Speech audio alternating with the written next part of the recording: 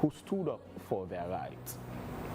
Well, the day has been themed ensuring a healthy psychosocial working environment. Focuses on addressing the modern workplace challenges, including stress, burnout, and mental health, highlighting the need for safety, fair processes, and support to ensure workers' well-being. Today also, we will discuss exclusively on challenges, progress, and mental health in the workplace as we celebrate Workers' Day. And also in the show, we will talk to one of Sierra Leone's best stand-up comedians, Kindo Amani, who today hosts its Labor Day comedy show, Come Laugh Your Stress Away. Laugh and jam with Kindo Amani. You also go make sense at Bintumani Hotel Aberdeen in Freetown. And also, we'll take you to the streets of Freetown where we speak to the formal and informal sector workers on the importance of the International Workers' Day. But first, let's get a quick message from our sponsor, Wakeup Commercial Bank, and other advertisers. We shall be right back. More and more people are using Wakeup SIM Copper Plus in their everyday lives. Did you hear that? She just transferred money for her daughter's school fees. And this man just paid for some products. Mr. Abu, are you sending money to your wife again? Yes, Wakeup SIM Copper. Yes, like having money in my pocket. Excellent. Thank you.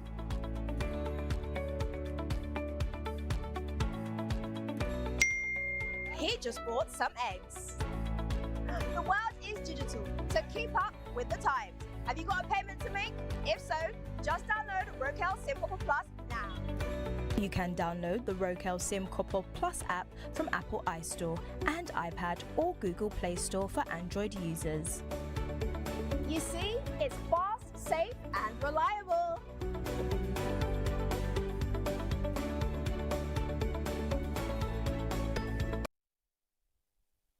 Sorry, car, go see some business partners. You didn't give me memory, Michael. Can if I can say you where this can people in not to Indy?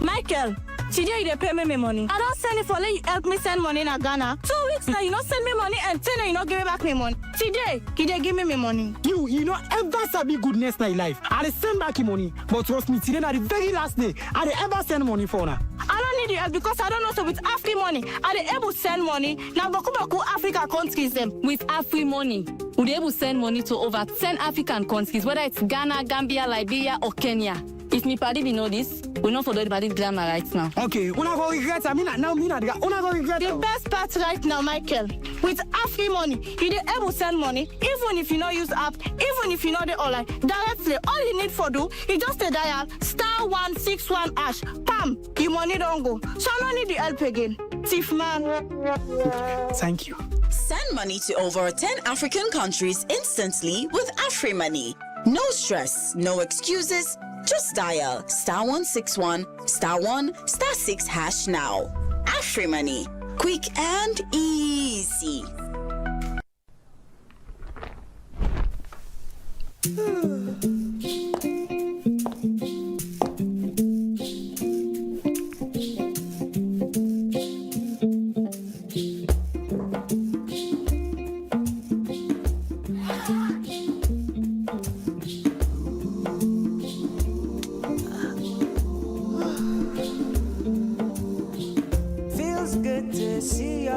Again, it's been a very crazy day. The joyous feeling in the air when rain falls on a sunny day. Happy, yeah. Let the stars, let the roll. Enjoy life's little pleasures with Maltina. Maltina. Share happiness. As mama, I always want waiting best for me picking them, especially when it comes out waiting them for eat and drink. Now this make I always they choose Sarah juice because they make them from with local foods them and nutritious and it gets less sugar than the other drinks them. Not to me say so. We lab test show say Sierra juice gets 50% less sugar than the other drinks them na the market. Because we mama they know waiting best for we picking them, now you make we always they choose Sierra juice. Sierra juice and nutritious, it's healthy and it's sweet. Sierra juice, not the taste of Salone.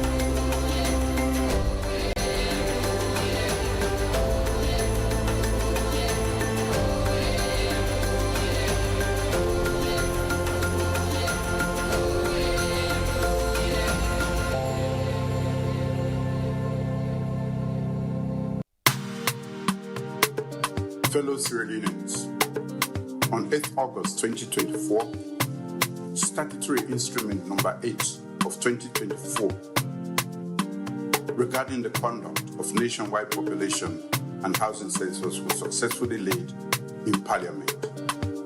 On 29th August 2024, this statutory instrument became effective following 21 days from its laying. Therefore, in line with the decennial census calendar, I am pleased to announce that my government will conduct a nationwide population and housing census.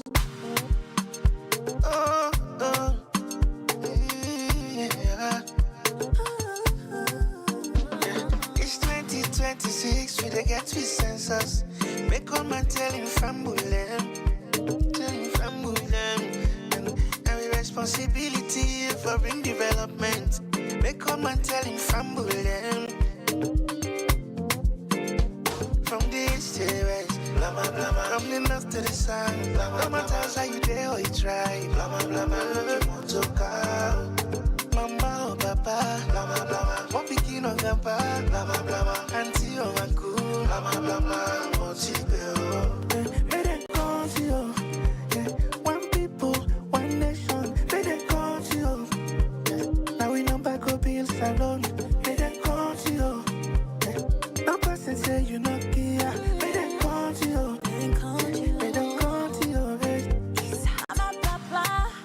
Make we come together now. Brother, sister, nothing say you no matter, no.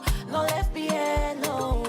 This night you 10 for. Can join the census. Salone now we on. Okay, well, show me your name. Show me your address. For make you go join now the plan. The census go make you get the access. For make you go vote now this land.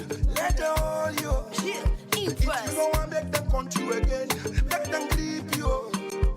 Cause this time you're Salone for us. See what you better say, Kekabo Aduo. We bring good news, Salone people here. Census don't come again. We ready for contact, sky from the young to the old. Say the census go help make development day. Allow me then continue until you know go pay. It go help plan more schools, hospital and lights, even water for you community. Who say you there? They call to you. Yeah. One people, one nation. They call to you. Yeah. Now we know back up in Salone. They call to you. Yeah. No person say you not here. They call to you. Yeah. They don't call to you. Census they come, the other we cooperate. Tell mama and papa, then get for country we all, the make we all ready. Census go help for make we know we safe, and who's how we stand. If you claim say you love Salone, who say development day, na day you for day. Yeah, I'm both tagina, mimbo tagina. Mingo teteke biambe. Ka 2026. Census na me right, census na you right. Family. Imagine.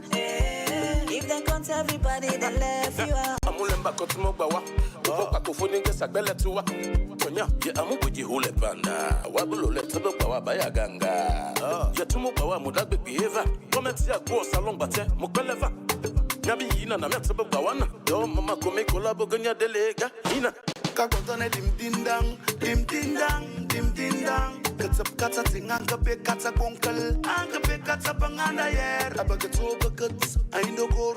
Akalene, samojamu, agatsamu, sarentamu. Donye, mama maritaka gontu. Amiya timi wandi, timi wandi. Amiya timi wandi, timi wandi. Mwakongo tami wandi, ungewa menda milwena wo.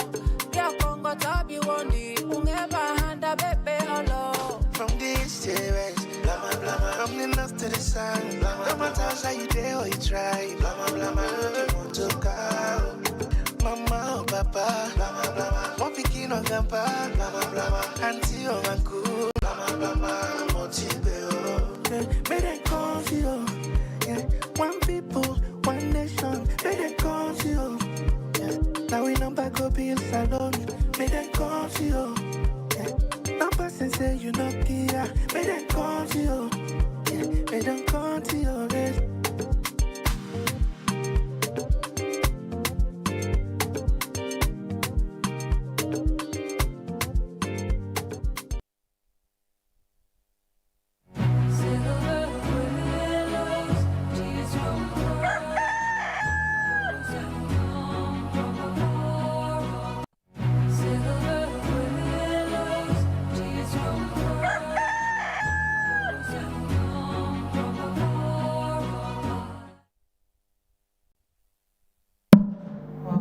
Just joined us. This is Wakeup Sierra Leone on AYV television and radio in Freetown, Sierra Leone.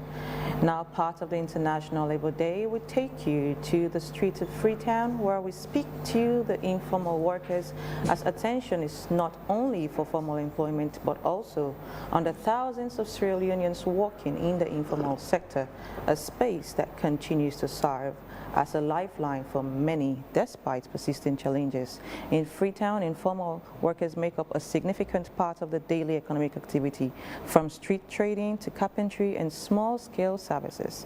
Our reporter Edima Conte went out to the streets to hear differently from these workers about how the informal sector is shaping their lives and the difficulties they face. In the busy streets of Freetown, long before sunrise and well into the night, thousands of Sierra Leoneans engage in informal work, striving daily to earn a living. From petty traders and carpenters to tailors and welders, the informal sector remains a key driver of survival for many households.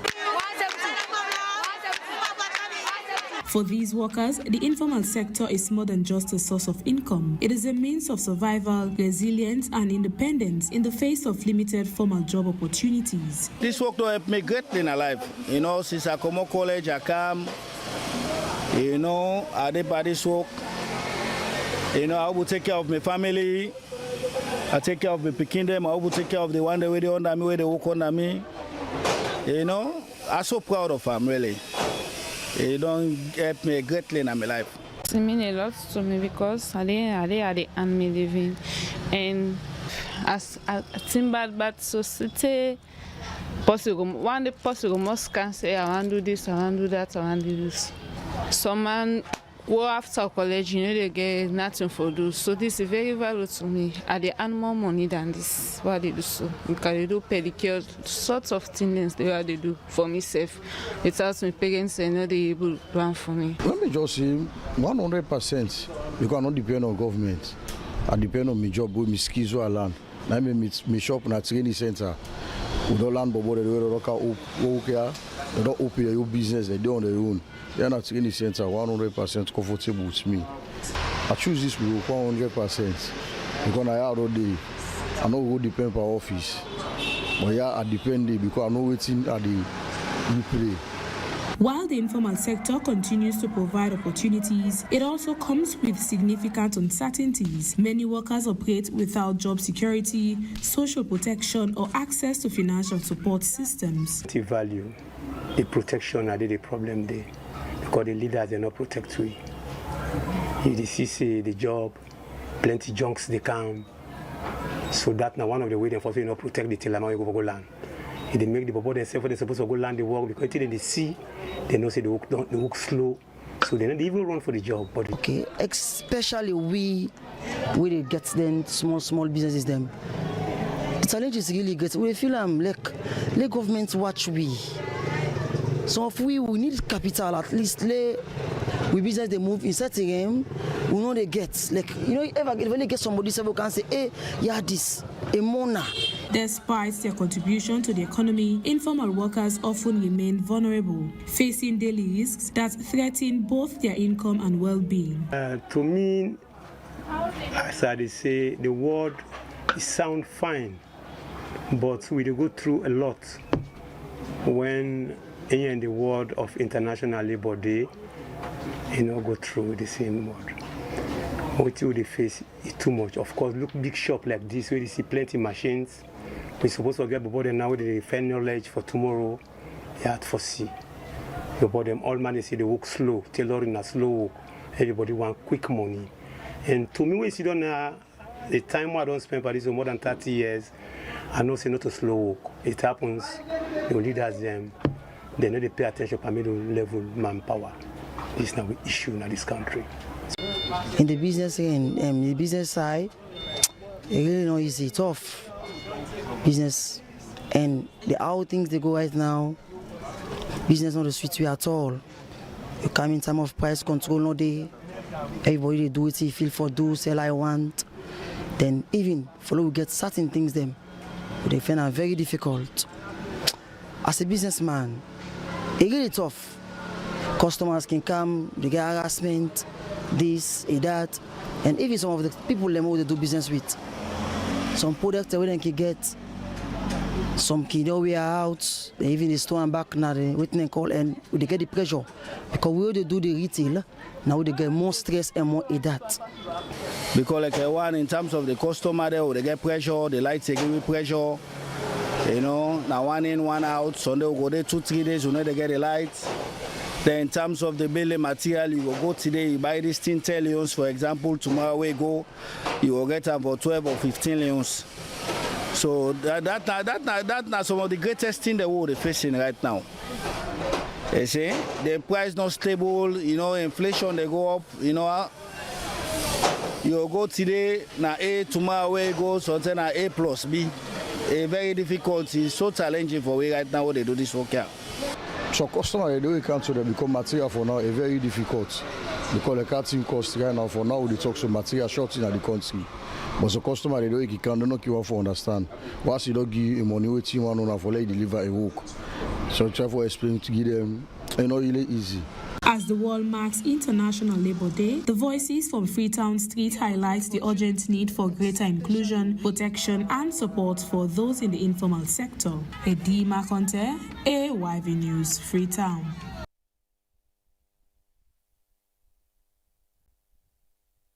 There are many thanks to you, Dima. Well, from that.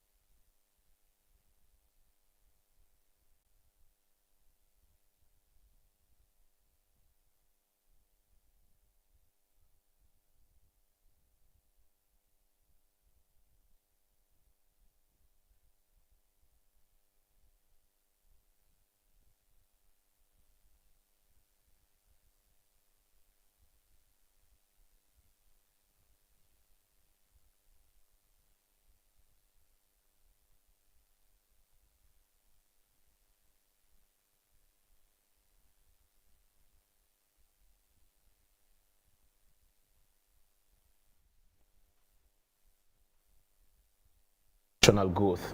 Even though there are still challenges in the workforce, but there are bits of progress done by the government. These include the Employment Act 2023 as the foundation law defining employment, contract rights and responsibilities. Industrial Relations and Trade Union Act 2024 governs employer and employee relationships and union operations. Work Permit Act 2023 and Overseas Employment Act 2023 manage foreign labor and citizen migration for work. Well, however, the minimum wage increased to 1,200 new leones in April 2026. The prohibitions, forced labor and discrimination in employment are illegal in working conditions. Prohibits night worker for women and children under 18 in specific, largely industrial sector. So this morning we're going to discuss the challenges, progress and mental health in the workplace as we also celebrate Workers' Day. In the studio we have a high-level panelist. We have Edward Kagbo, the Deputy Secretary General, Sierra Leone Labour Congress, and Sierra Leone Labour Congress is a pressure group. We have Mohamed Bangali, Head of Public Affairs at the National Social Security and Insurance Trust, NASIT. We have Emmanuel Olufemi Duncan, Project Officer, Mental Health Coalition, Sierra Leone, and we're expecting in the studio Mohamed Rahman Souare, the Minister of Employment, Labour and Social Security. Well, however, we're supposed to start with the minister, but unfortunately he's not here, so we're going to start off with you, Edward. Good morning and welcome. Good morning and welcome, gentlemen. Yeah, thanks for having me. Good morning. I am Edward Kama, not Edward Kagbo. Okay, I apologize. Okay, apologies for that.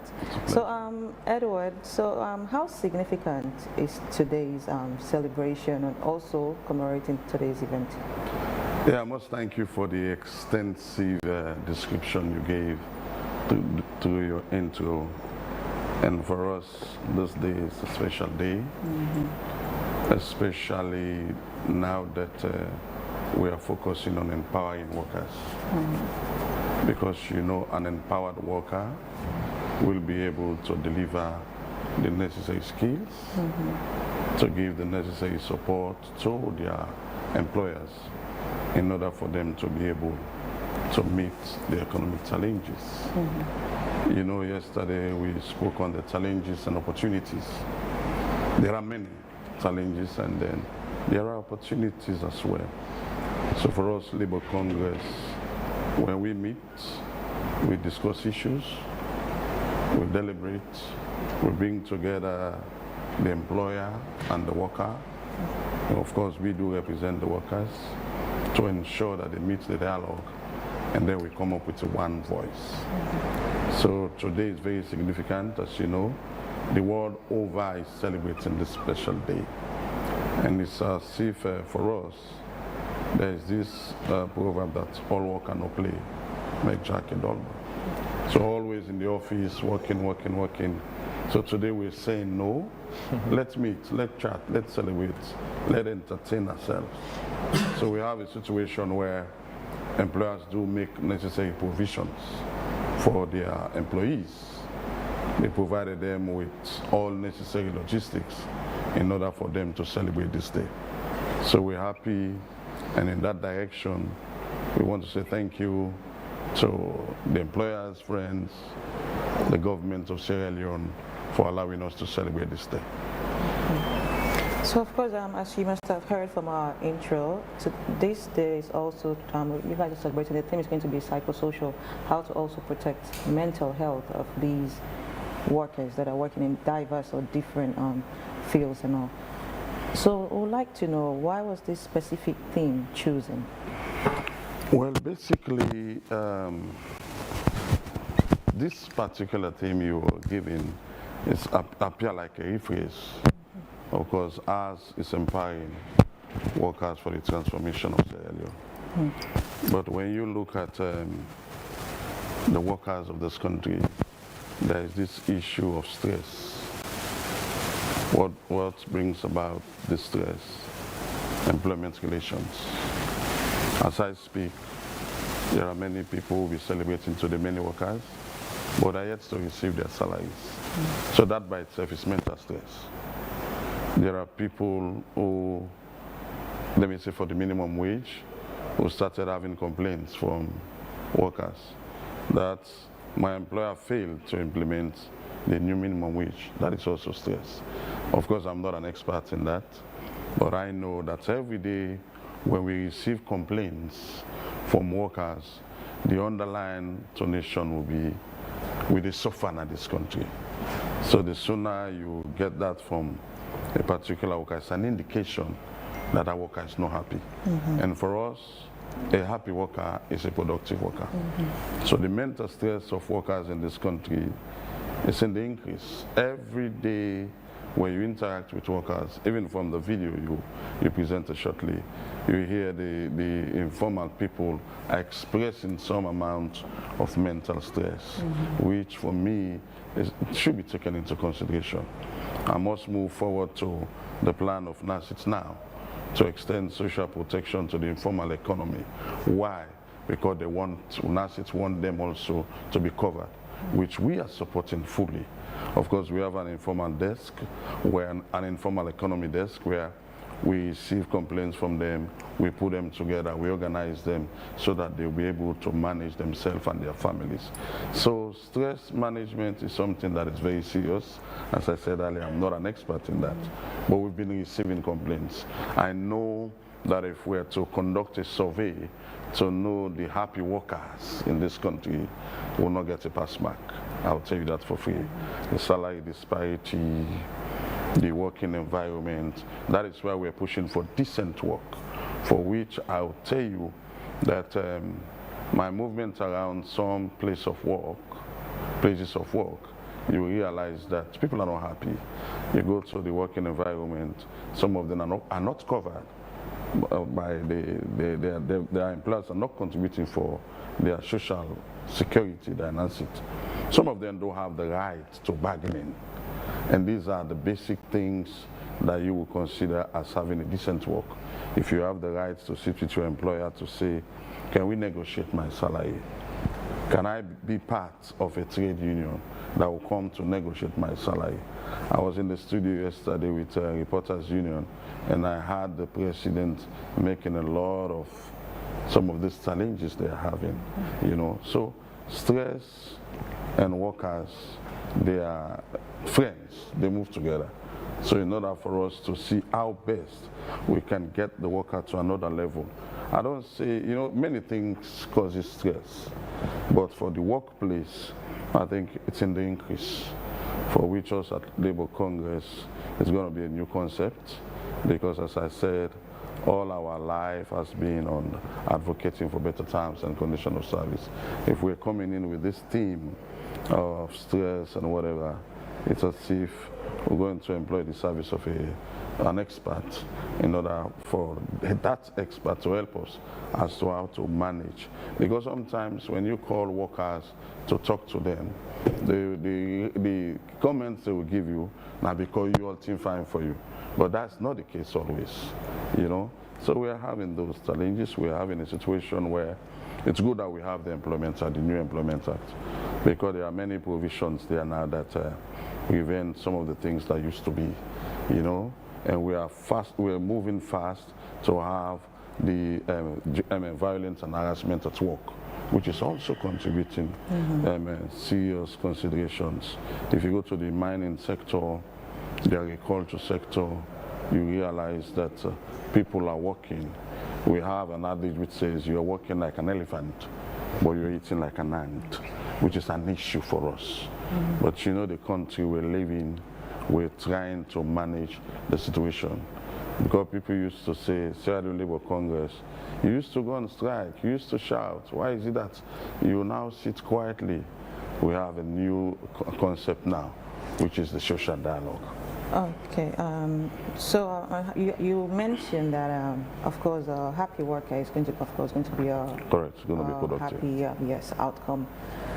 So, like you rightly mentioned, it seems like there's a lot of gaps, and it's going to take a lot to fill in those gaps. Correct. And you mentioned about challenges, still a lot of challenges.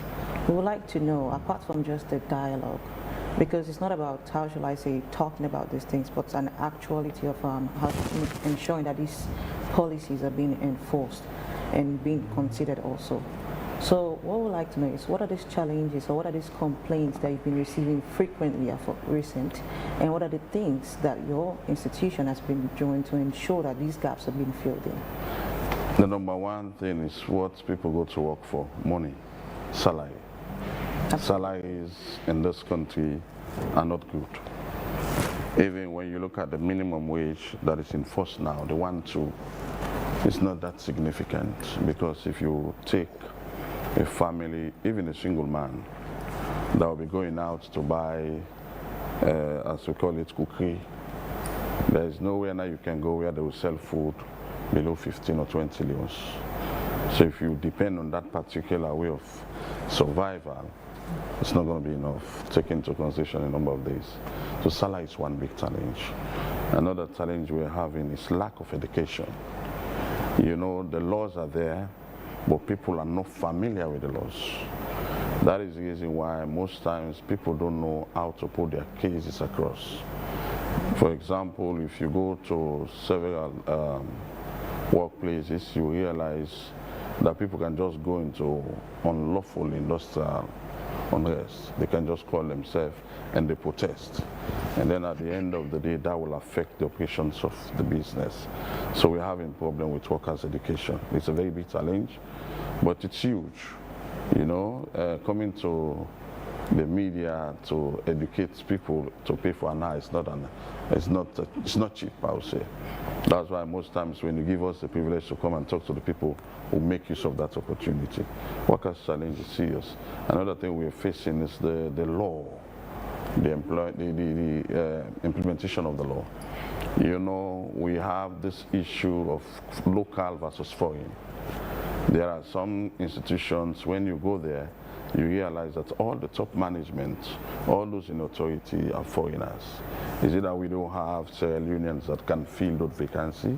The answer is yes, we do have them. But that's a challenge, because you go to some places, you will see the treatment of those foreigners against the Sierra Leoneans. Even before coming here yesterday, I got a call. Somebody was telling me, this man is a foreigner, he's treating me in my own country. This is another challenge, where the Lebanese, the Indians, or let me just generalize it, foreigners, they sometimes forget themselves to indicate that, to show that they're in another man's country.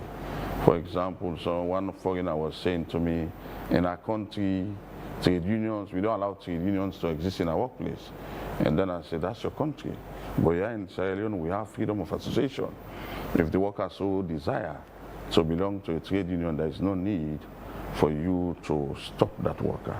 So in some cases, that will happen. And then we are facing also the issue of divide and rule, wherein the employers will look for few people to get control of, and then that will affect the rest of the work. As I said, if we follow what happened at New Orleans, there was a union, but this ideology of divide and rule came in to an extent that some were with the union and the others were with management. So that is also a challenge we're having. We want to see a situation where workers will speak with one voice, to say if we are in agreement that they should not pay us the minimum wage, let's stand for it. But we'll get to a situation where people are being paid below the minimum wage, they will not report. And then for this minimum wage, of course, we had a consultation with NASIT to ensure that they don't receive any payment below the stipulated amount for those receiving the minimum wage. Because we want to see a situation, it's not just for now, but what will be the end of the worker after serving 60 years. That is the reason why we're moving everywhere. So we have those challenges. Of course, there are a few opportunities. As I said, the new minimum wage was an opportunity given to us by the law to say every 2 years we should review that one. So that has been going on. We have the opportunity also, as I speak now, in our last May Day, we submitted few issues. Among the many issues, one was this removal of tax on the end of service benefits. Because our argument was that you cannot be paying tax all throughout your working age, and at the end, when you're parting, they ask you to pay tax as well. So we make use of those opportunities, and as I speak, it's now a law that nobody should pay tax on termination benefits, redundancy, or end of service benefits. So there are many opportunities. We've been taking some, and there are others we're still looking at when to grab those opportunities. Yes, Edward, I'd like to ask, you were talking just now the trade union.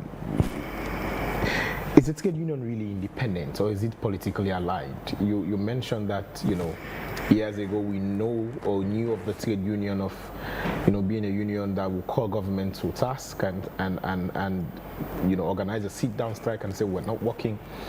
But for a very long time now, the trade union seems to be, I wouldn't want to say cold, but not as aggressive as it were, back then. Why is this? Are you using a more strategic approach now as a trade union, or is the trade union divided politically?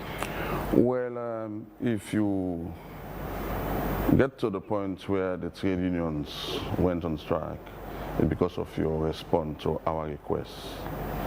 And I will tell you that over the years, if we meet government to say we are not happy with XYZ, they will try to solve it. We want XYZ, they will try to provide it.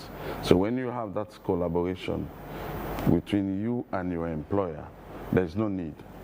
It is when the employer refuses to make available the things we are requesting, there and then comes the industrial unrest. We're not cold, it's just that we have been responded to by our employers. In some institutions, there are some employers that are very recalcitrant. You will see, they will know very well that they should provide X, but they're buying time, And then when you look at the social dialogue concept, which Sierra Leone is now following, it is about time we look at not only the requests of the worker, we're also looking at the constraints sometimes of the employers. Because as I speak, if you take into consideration the huge cost of the fuel price and doing business using fuel, it's huge. And we are having most of those employers. For example, I am coming from working with the telecom sector. If you look the amount of money they're spending on getting the sites on and all other charges, it's huge. So when you meet with them and then they present to you to say, these are our challenges, please understand with us.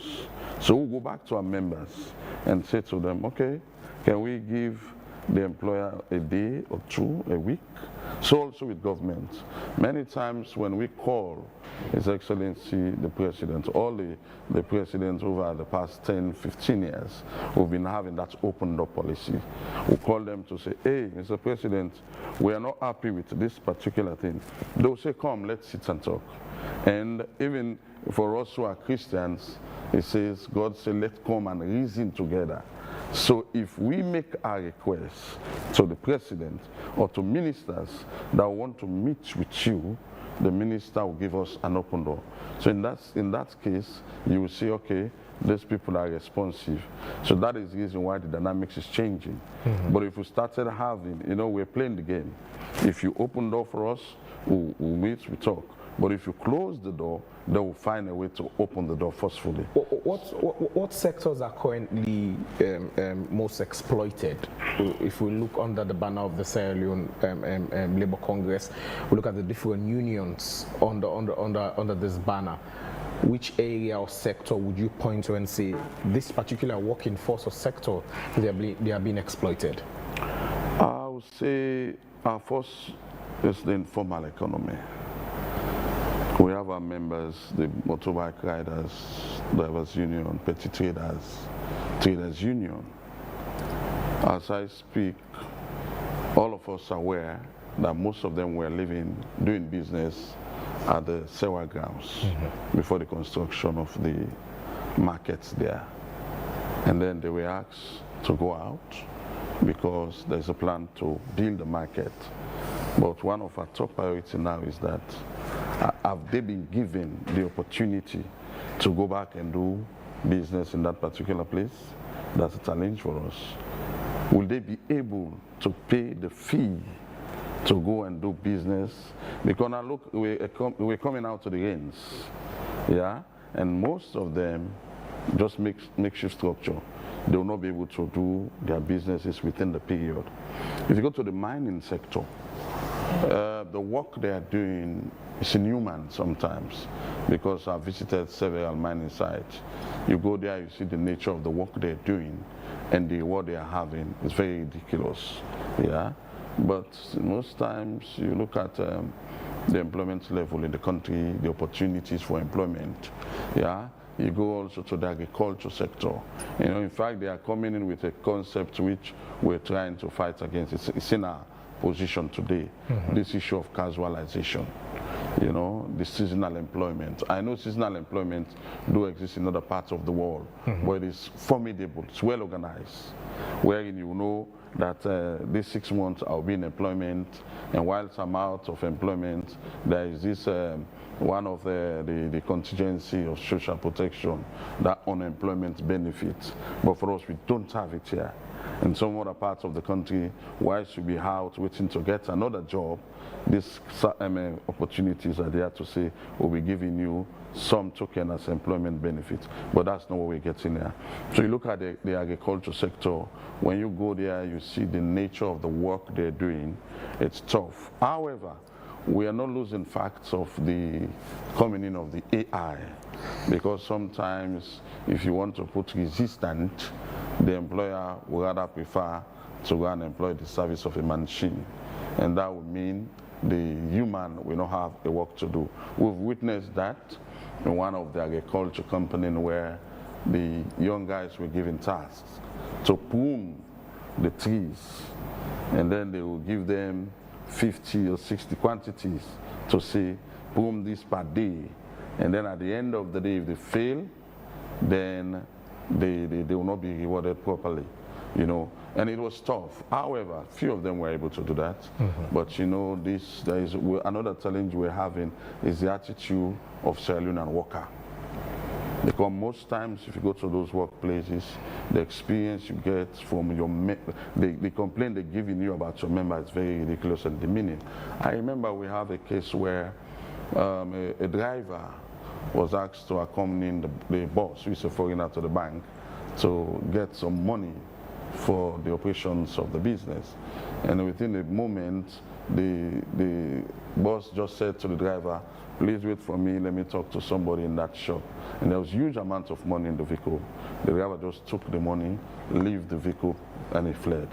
So we're having those challenges as well, you know. So it's huge that even though we're facing a situation of exploitation. Another site case I will reference, if you go to Klein Town, Upgone, you will see these tall laborers. They are carrying cement on their bare head, no protective gears.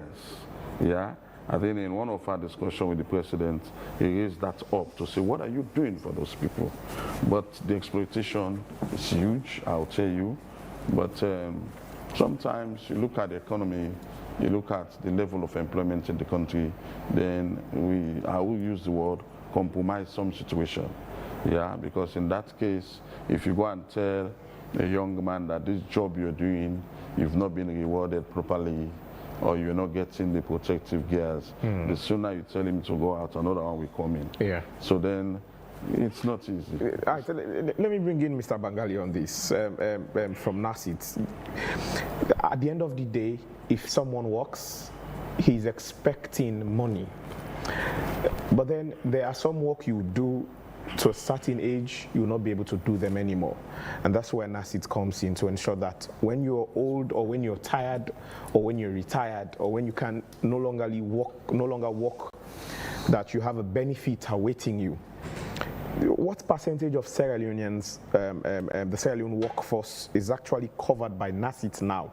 And then while Mr. Kamal was talking also on the informal sector? I know there's a push for NACIT to go into the informal sector, but how will NACIT adapt, some of these things he's mentioning, work that are based on gig, for example, the bike riders, we know they are riding basically on commission. They are not on monthly salaries. You have those who do, work and pay as it stands. And you have those who are laborers who are on, just the truth normal. At the end of the day, then give them and how will NACIT ensure that those gig works or those informal employments are also captured under the umbrella of NACIT? All right, thank you very much for having us in this conversation. First, let's understand that social protection is one of the 4 pillars of a decent work. We play a pivotal role in ensuring that there's a dignity for the employer, there's dignity for the employee in employment and after employment. That is the role we play. In so doing, we provide benefits that will meet the contingency need of workers and their target beneficiaries. One of such benefits is one retirement, like you highlighted. When you contribute to the scheme for 180 months, you reach a retirement age, you are qualified to have a benefit under the NACIT pension scheme. If you contribute less, but we still attain that age, you will get grants. Second is invalidity, where you become physically or mentally injured to the point that you can no longer undertake any gainful employment. Those are the areas how we address mental health situations.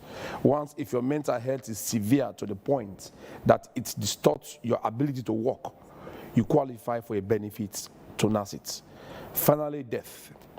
If an employee dies, his or her dependents, children, spouse or spouses benefit from NACIT. But to the question you posed, we have 2 sector workers in the country. We have the formal and the informal. For the formal sector employees, 98% of those employees are now covered by the NACIT scheme. That is where there is an employee relationship, as long as an enumeration is given for a service. Compliance level is high and contributions are coming in and they are short of protection. Our challenge has over the years been in the informal sector. The NACIT scheme that was crafted in 2002 gave options for informal sector workers, we call it voluntary employment, voluntary membership, that anybody who wants to join the scheme, whether you are in a formal or non-formal, you will join. But 20 years down the line, we realized that the intake of those informal sector workers was very poor, was very low. So what we did was to sieve a search to understand why members of the informal sector who are equally prone to the challenges of the formal sector workers not joining the NACIT scheme. So we did an actual evaluation, which we call an exception valuation of the scheme, of the scheme NACIT, to understand what are the gaps that has limited or prevented members of the informal sector to join the scheme. And one such gap that came up was the mode of employment and payment, like you have seen, the gig workers. They don't have any formal income. They go out today, run the day. Some of them are even working on commission.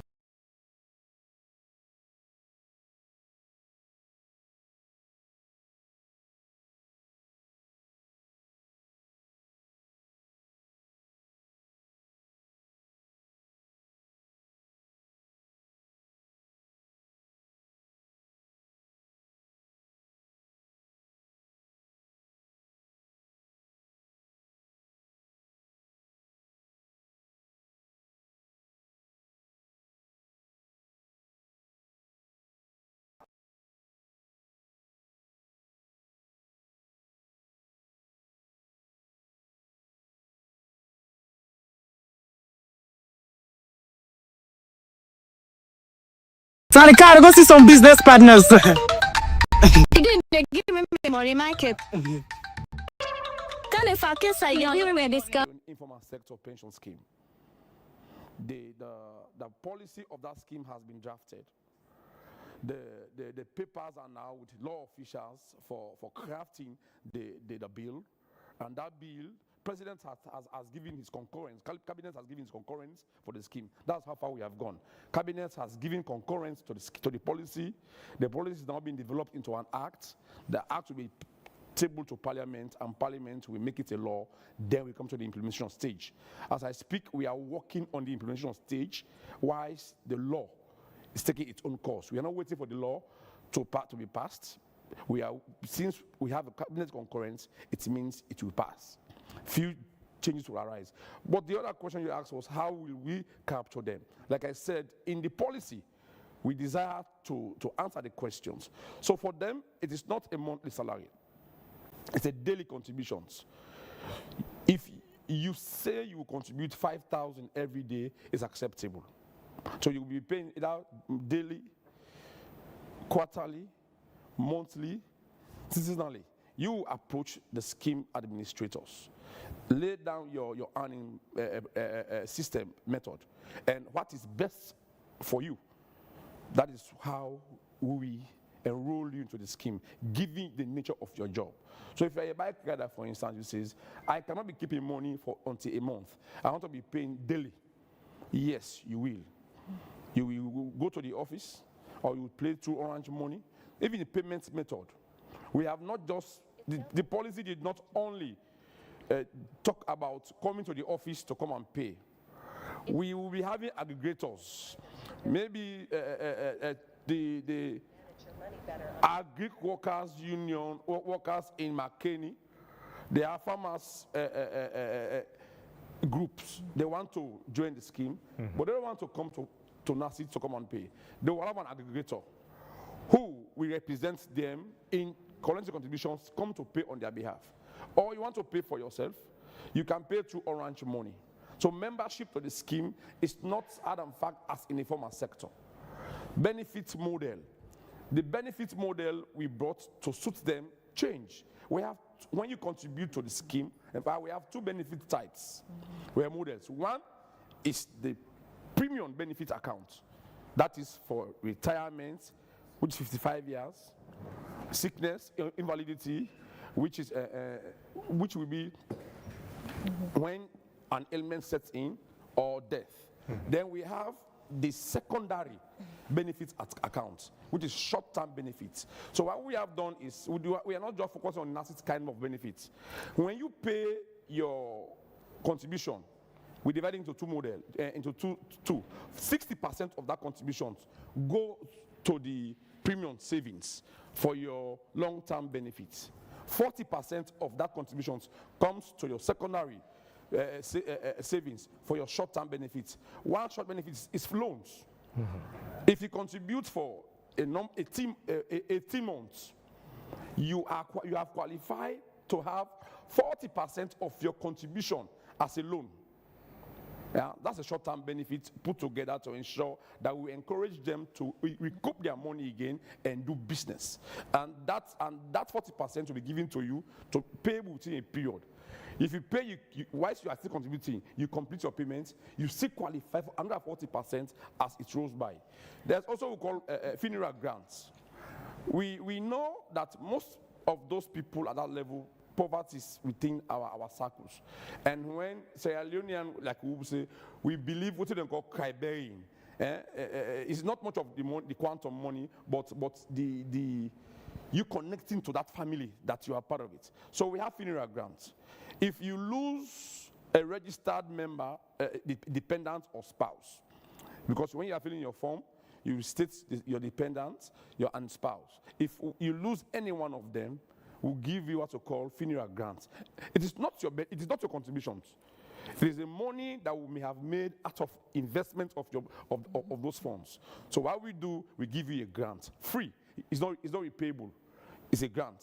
We give you, because of your membership to this scheme, you have a bereavement. This is a funeral grant. Yeah. So that is the model we have crafted to answer the questions of the informal sector. And like I said, much work is now being done at the back to ensure that the scheme is operationalized the moment it goes through the parliamentary proceedings. So, Mr. Bangali, how do you intend in persuading the informal sector Mind you, make I even talk about Creole, we can see even the formal sector, for make they even get access to them benefit, it takes them months. People, complain, there's a lot of complaints about that, how NACIT this, NACIT not going to give them the money, or it could be incomplete, you name it, so on and so forth. So with that, being that from the formal sector, they're getting that sort of complaints. You feel, say that ordinary man, we go to pay maybe 10 or 15 loans for the day. Go actually agree for go join NACIT, where you done the for say, oh, forget access to my money afterwards, no problem. These people rather prefer to go be part of the Osusu rather than to come to you. So what are the methods that you're going to use, that NACIT is going to use to ensure that you're able to persuade these people to ensure that this is the benefit for their own benefit and it's also going to serve them well? So let me take from cue from the same, because we are now talking about the informal sector. We may want them to hear, so maybe I will join you with the crew, but let me make this clear. First, the allegation that there are problems in benefits payment is not correct. Yeah, and we pay pensions on the 25th of every month. We pay pension even before we pay our salaries. These are not allegations. These are things we've experienced, firsthand, but okay. Yes, let me lay my case based on your premise. Let me clarify on those issues. Yes, there are challenges. It will always be. And those challenges, if you sit to look at conversation with them, it is the members themselves that create those challenges. But because when the delay comes, it's money, they don't talk about their own contribution to the challenge. Let me give you an example. If you are joining NACIT, you tell NACIT, I was born in 1980. It means you've told us you will retire 60 years after 1980. But in your employment records, your employer has 1976. It means your employer will lay you off 60 years after 76. There are people now, if you retire 60 years by 76, you come to NACIT, who will not pay you. Why? Because your retirement age, by our records, has not reached yet. Inconsistency in the date of birth of members. This is the only country where people have 3 dates of birth. You have seen them on record. We have seen senior people having issues around that. So for us, it is not our making. It's the record that you gave us. That is one. 2, documentations. Since this war has come and gone, every day people will tell you, my documents were destroyed. How can I walk to the bank? Even if that money is mine in the bank, I want to ask for 20 million from my even if I have 10 billion there, I don't go to my bank ID card. I don't go to a check. And I expect the bank to just go to the bank and ask, I'm Bangali Mohammed, I have money here, give him 20 million. Would they give me? No. So most of our people don't believe in processes. And for financial transactions are very crucial. For survivors, people don't update their records. I will ask you, have you joined NACIT? Have you updated your record? Did you change your address? When you change your address, did you update your record? You gave birth to a new child, or you had a problem with your wife and kids. Did you come to update their records? That's a problem. People don't update records. We have gone out in public engagements to tell them, help us pay you faster. Mr. Bangali, if you're having problems with people in the formal sector, who, in my estimation, are educated people to a very large extent, they are giving you these problems, what will happen with the informal sector? So that is where the problem is. Let us know that research have shown that the most difficult people to deal with is an educated man. He thinks he knows, he thinks he understands, and he wants to do it his own way. But also, like you've said, for 22 years, 24 years we have run NACIT, there are so many knowledge we have earned over the years. We have been able to grapple, those are just challenges I'm telling you, we have been able to grapple those challenges, and today I'm not saying we are 100% fine, but we have been able to minimize, to a greater extent, delays in our processes. As I speak to you, we are rehauling our ICT infrastructure that by the end of the 3rd quarter, you will have access everything you want to know about NACIT at the palm of your phone. You'll be in your kitchen, you'll be in your living room, you access your statements, you update your records. So we want to make our service seamless, and we are almost there. Coming to the question, how do we hope to handle the informal sector? First is trust building. Once you build trust and you create ownership You let them own the process.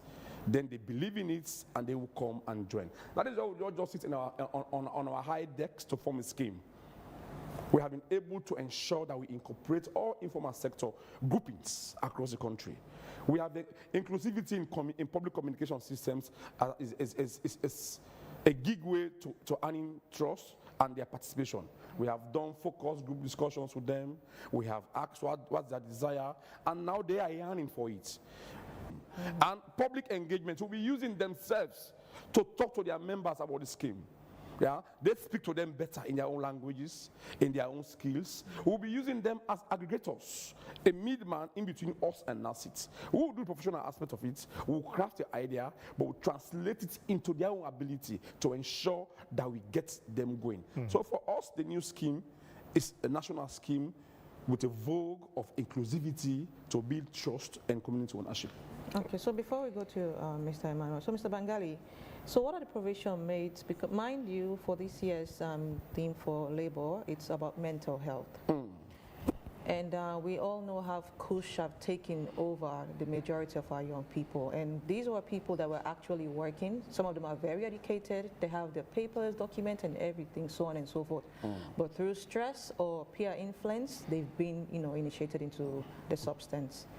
So if these people are NASIT, they're part of the NASIT scheme, what are the special provisions that is going to be made for them, given that they didn't meet the age requirement, but they have been contributing? Okay. There is a benefit called invalidity benefits. Okay.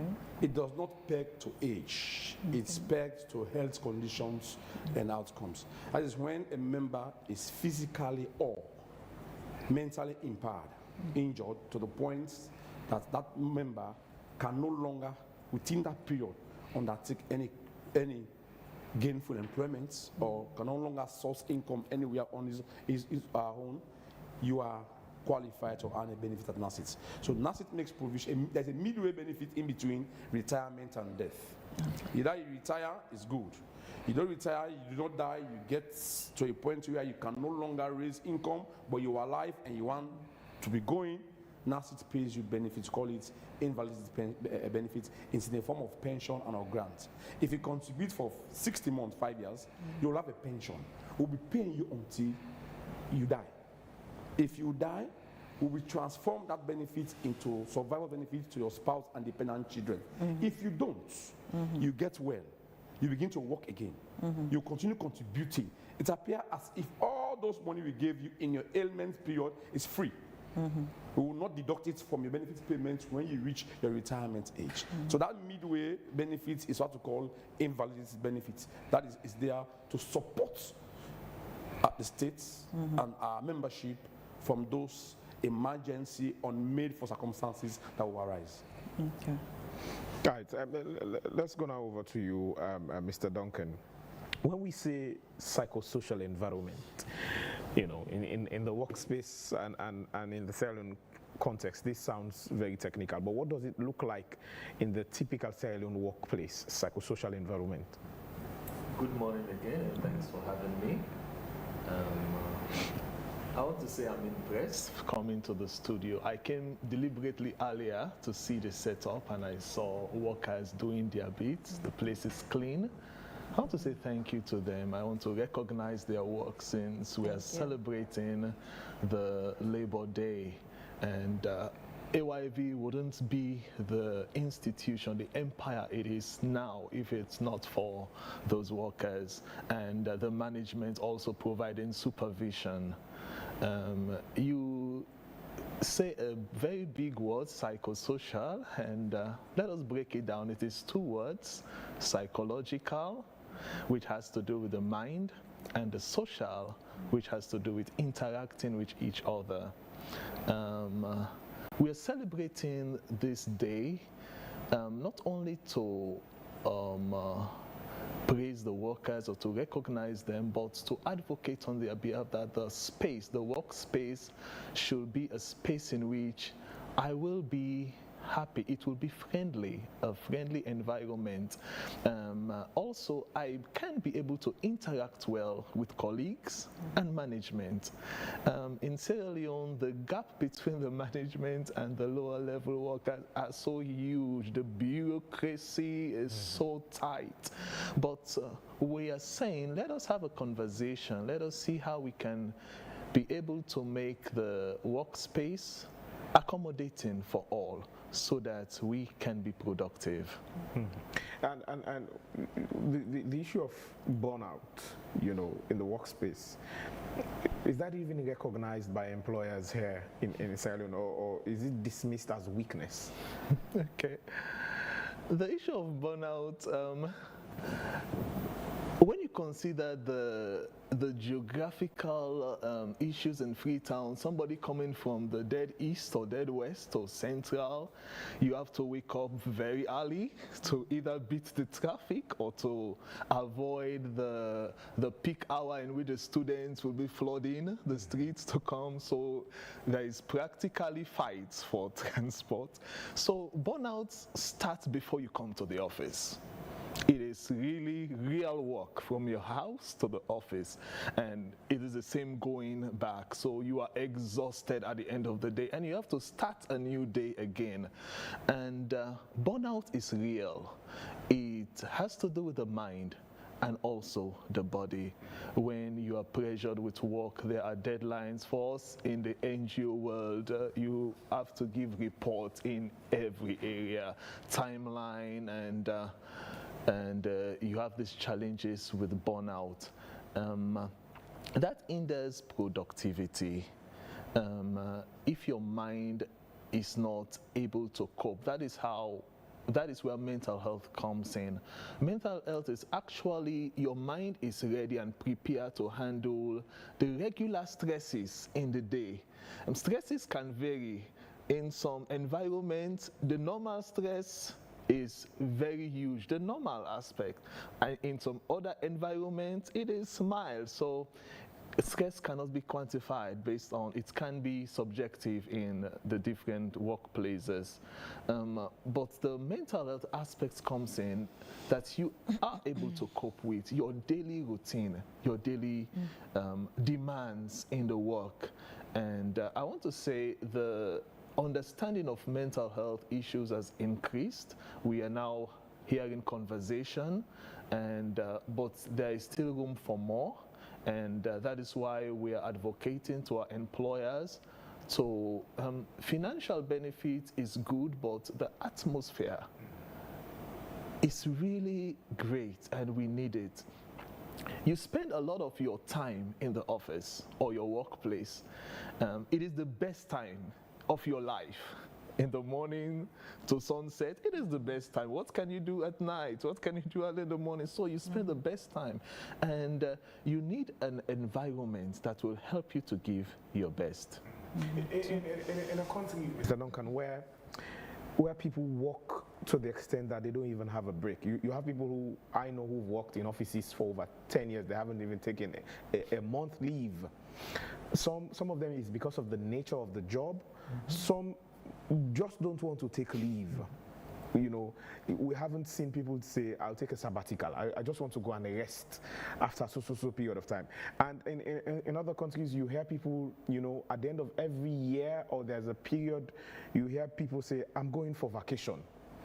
I've never seen a Sierra Leonean say, I am going for vacation this month, even if it's internal vacation. So in a country where, I don't know if people do not believe in these, or because of the workforce we have, it's not applicable to the work we do here. How do people really cope at the end of the day? The other day I was among friends in the bank and I had a conversation. The one person is saying how stressful work is, how tedious, and somebody just said to him, "It better you get work." So having a job on its own seems like a privilege, like the employer thinks that he's doing you a favor just for you to have a job. Let's to say having vacation or leave, it is a luxury. I want to leave the economic aspect because to go for vacation has its own economic implication. But the workforce in Sierra Leone, we are on survival mode. It is the hand-to-mouth issues. You have to work. You have to work. And your employer may say to you, if you don't match up, there are hundreds of people more qualified than you waiting for your job.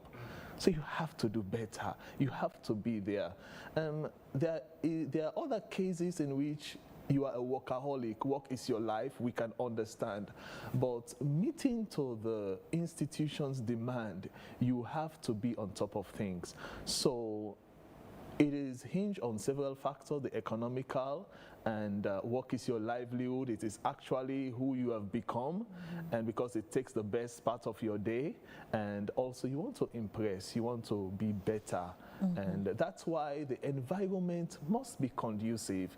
Imagine you live in a toxic work environment. It will tell on your life, your family, and other aspects of your life, because you may tend to take those pressures to your better half or your children or other places. So we are advocating. We want the workspace to be a win-win situation. Let the employers feel honored to have you because you are contributing to the business or the organization, and let you also feel valued because you are doing something and you are gaining something. So what you are getting should be commensurate to what you are giving. It should be balanced rather than you are giving, as you said earlier, giving all and all and all, working this long hours, and at the end of the day your finance only goes towards transport and somebody's mentioning of cookery. And one of the things I picked up from my elder colleague is the nurses making provision for mental impairment. Sometimes burnout can be looked casually, but it may be severe, it may be extensive, and it may lead to mental illnesses. And so we will not be happy because a worker can benefit. I don't want to benefit from that, and I wish nobody benefits from that, because we have created the environment that we will thrive, will enjoy, and will be part of development. So Mr. Duncan, you mentioned about a toxic environment or workplace.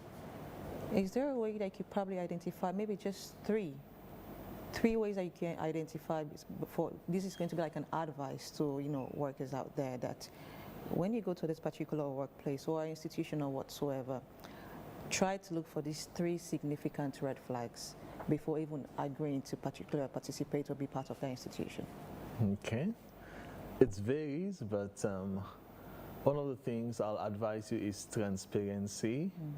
Usai boku aid and koba there, it can be looked at as a red flag.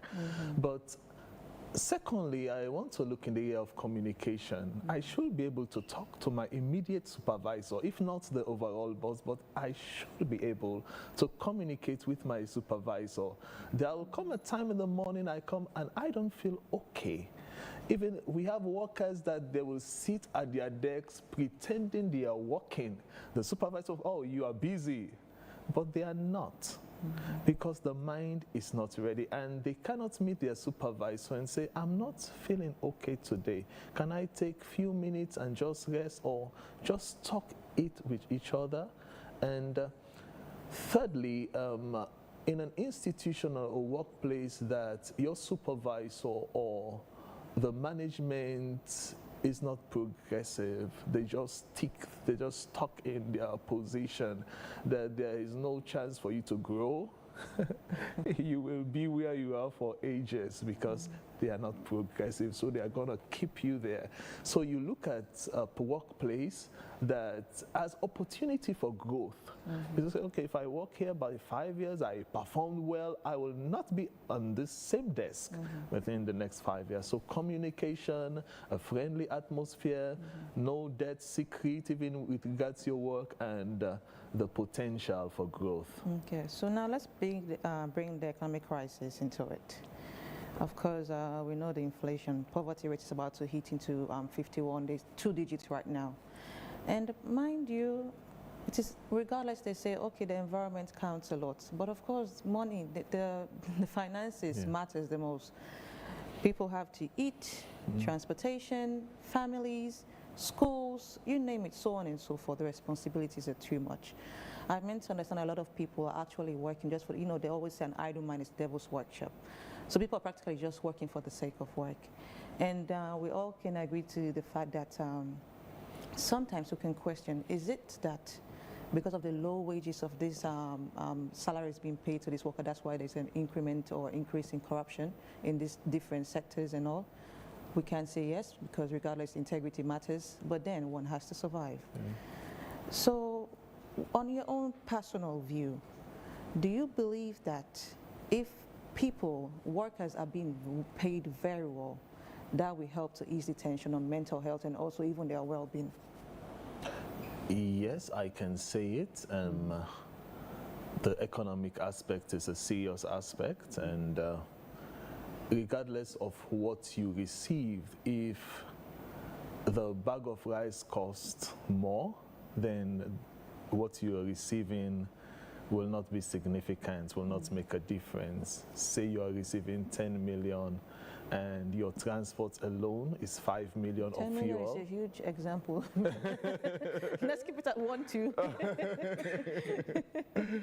Imagine the minimum wage is 1,200 and a bag of rice and the transport alone. Let's say you take the poda. It's not, it will not even make a difference.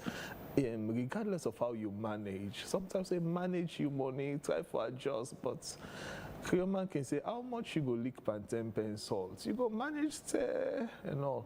So we are also using this platform to see how employers can sit with their employee and negotiate. My colleagues highlighted the challenges of the employers also. The running cost of the office is high, but we can come to a conclusion that I said earlier, it is a win-win situation in which the worker may be happy and the employer may have their work done. Right, now let's go over to you, Mr. Mangali, again. You know, speaking on this, the issue Sonia asked about, you know, the delays in accessing benefits, you know, it still remains a complaint. And you've just mentioned some of the things causing the issue, inconsistencies in profile. Somebody will have a profile with his employer that I am 30, and then when he comes to the commission, you check that person might be 40. These discrepancies in ages, you know, or in profile, or people failing to update their profile. Who should take the task up? Is it the employer or the employee? I'm asking this because there are some institutions who, you know, as soon as you register your NASIT, that's the end of it. All the employer knows is they pay your benefit at the end of the quarter or at the end of the month to NASIT, and no one follows up. You know, I know the responsibilities of the human resource managers in those institutions should also ensure that, you know, employees, you know, follow up on their due diligence on their own. But at the end of the day, again, there's a problem with, you know, the information that gets to NASIT. I'm asking this because if we take that model, you know, to the informal sector, take for example the bike riders union. The union is supposed to cover the welfare of bike riders. Now there's this policy which you've just spoken about that will be introduced, and how the contributions will be run, whether it's daily, weekly, or monthly. But then how will NASIT work with the union when these unions themselves have come under scrutiny and you know, checks and balances? They collect money from bike riders. We're not seeing how they're using that money to better the lives of even their union members. And now you say, you know, we're going to put hand, you know, for NASIT contribution. Will these bike riders, these individual bike riders on the street, trust their union enough to say our union will work in our interest with NASIT? Yeah, you've asked a double-barrel question. First about data and trust. Yeah, so let's aggregate it and handle it one at a time. Yeah. So first is the data. Who is responsible for a wrong date of birth and who blows the whistle? Yeah. First, it's a tripartite engagement, and for it not in the circle that people know. Not the political Let me be hasty to make a disclaimer. It's a tripartite engagement. It's a three-pronged approach. Two-pronged approach. We have the employer, the employee, and us. That's it. So what we have done over time is to be proactive in our engagement. That's why I said a lot of lessons have been learned over the years. A lot of best practices have been incorporated into the systems, and we are getting to a similar process in the very near future. Yeah. First, we introduced what we call Project 54 Plus. Project 54 Plus is a platform we use to look at the data of potential retirees. Say, our system prompts us that Joseph reaches 55 years in April. So what we do, we take Joseph's profile, what we have, we invite Joseph to come to the office, or we go to his office. Yeah, Joseph, this is what we have for you. Our document says you were born in 1953. Our document says you worked at AYV, you worked at SLBC, you worked at Ministry of Information. Our document says payments were not made for you for ABC period. What's your take? So just we engage in a conversation with Joseph on his data. We clean that data to ensure that that discrepancy is solved. By the time Joseph is 59 years, his benefit is ready to be paid.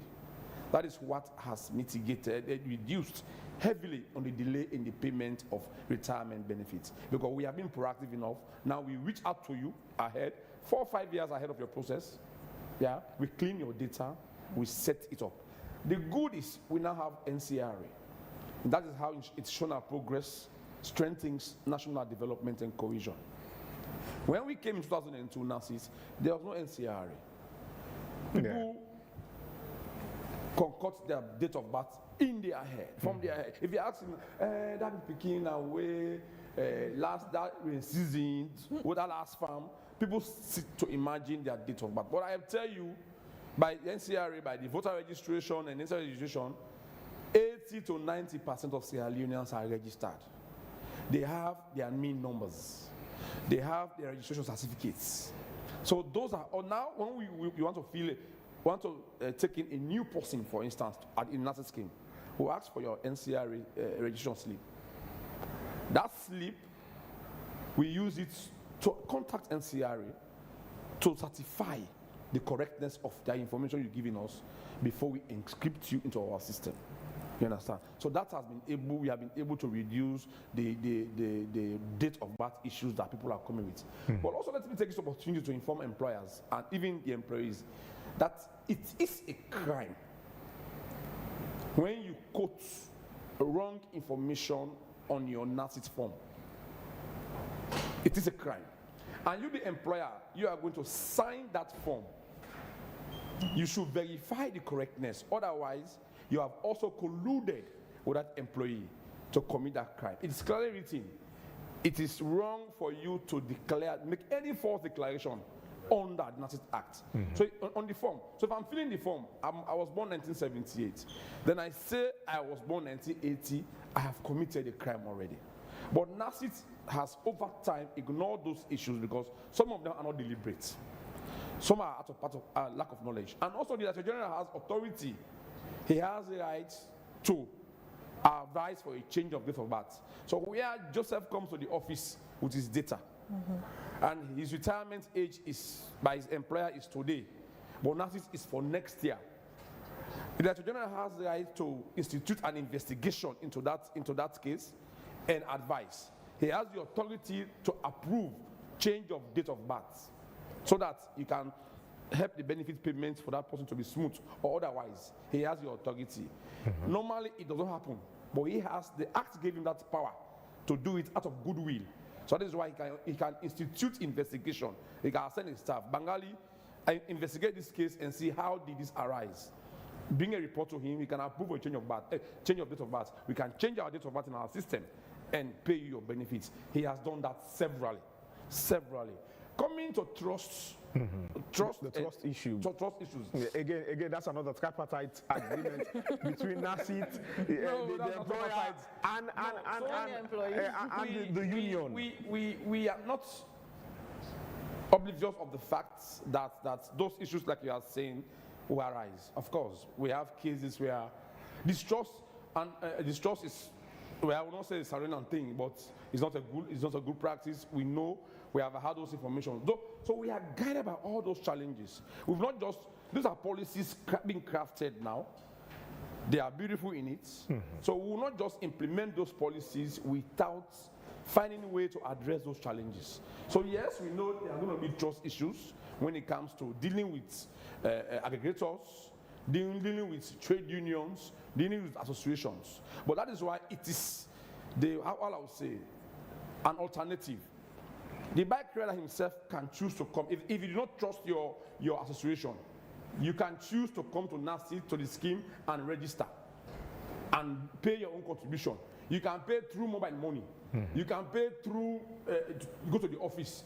But if you choose to, control mechanisms will be put in place to ensure that people's money are not siphoned for some other purposes. All right, continue with us, Mr. Bangali and Mr. Duncan. Now, still on the Labor Day, workers around the world are marking International Labor Day, a day dedicated to recognizing the contributions, challenges, and rights of the workforce. Here in Sierra Leone, attention is being drawn to employees in the formal sector, those working in offices, banks, government institutions, and registered companies.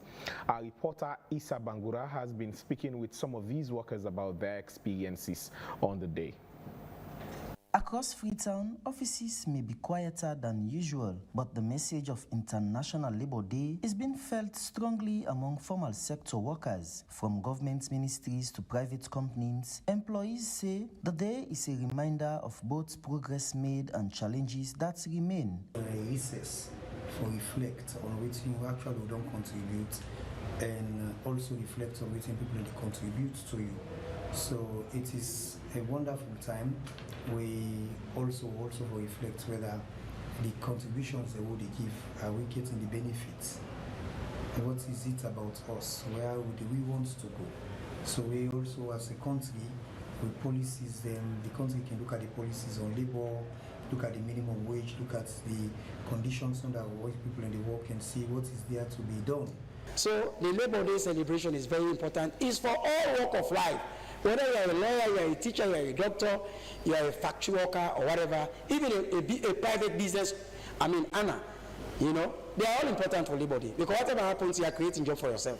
So you are also unemployment, you are creating job for yourself. Housewives, we want to see husbands providing some amount of money at the end of the month for their wives, because they are taking care of the kids, taking care of the home, so they should be having allowances. So this day, cut across for every Sierra Leone. I think it's a good one, recognizing people in the working force, irrespective of the several challenges we receive, but the recognition is also very nice. And the invitation to attend, we extended the invitation to work for about 4 or 5 invitations. A platform which we have attended. We also discussed some of the challenges that we face as laborers and what we think the government for those people generally. I think an opportunity to also express what we need as laborers in the country for how best working conditions. For many, job stability and secured working conditions are key benefits of formal employment. However, concerns about wages, workload, and career growth continues to surface. Their wages, the money they cover mostly public institutions or government institutions. So if we can get a provision for their cater for everyone across both public and private sector, it could be better, because now more government institutions to comply with their wages demands. And within the private sector, many people will complain, say, well, we not only can we reach this amount. And then those the more that they pass for support them wages addition or compliance, much more effective institutions are proposed for the private institution where people not only design within the one pay you and you just get to take them up, especially with this people in other option for who spend the better jobs of the rather stock on 500 or or 600 or 800,000 jobs. Because when you talk about workers, you know, these are people, they need to be encouraged. We have to look at their welfare. There are so many things in terms of celebration, job creation. We are encouraging companies, you know, to be set up and employ people like Gento is doing. We want to see thousands of people working in a particular factory or wherever you go. As somebody with a very strong financial background, I cannot say increase salary. Because immediately I say increase salary, I'm also saying increase government expenditure. And immediately I say increase government expenditure, I'm also saying increase taxes. So I know the implications. They are very difficult things. But once you need way for now, the most important thing as well, we aside of salary, the people the conditions of service, people that we don't work, when they don't work done. There's some man don't own now. Most time people forget the benefits from their work na problem. Most people if they resign for let them pay you off na problem, problem. I think we should find a way for the first then issues here where people employ people, let them also they keep and invest in sovereign benefits so at the end of the day they get on time. That's the most important thing right now. And the conditions where people they work under and the respect where people they get from the employer. It will be very important. And also with the laborers, let us learn to give our best. There are times when people employ people, they know they get the best, and you talk, forget small thing done. That is not right. If you sign up for a job, get it done. If you don't want to get a job, leave it. Somebody say, but let me go in Amazon and they pay me 600, 700,000, then left out. But if you decide for take them, then do it. Okay. I think these are very important things, so not two way. As workers mark the day, many are calling for more inclusive policies that address their everyday realities, from salary concerns to professional development opportunities. Issa Bangura, AYV News, Freetown. To our reporter Issa Bangura there. When in the studio we've been joined by the Minister of Employment and Labour and Social Security, Mohamed Rahman Swari. Good morning, Mr. Minister. I think you just have for a brief moment. You know, you have the celebrations today. What are lined up on today's event? Good morning. Good to be here. First off, I want to, on my personal behalf and indeed on behalf of government, wish every Sierra Leonean worker, you know, a happy Labor Day. Yeah. I mean, this is obviously in recognition of the work we all do to keep this country moving, you know, even in the most turbulent times, the most challenging times, from the carpenter to the cookie seller, to office workers, to anybody and everybody who makes a contribution to us making this country move. So as I talk to you, there's a huge march past going on. Workers from all walks of life, unions and what have you, they are marching on to Miata Civic Center, which is hosting the event today. You know, I hear the place is already teeming with people, almost full, so all of the marchers might not have a chance of getting to the hall, I hear.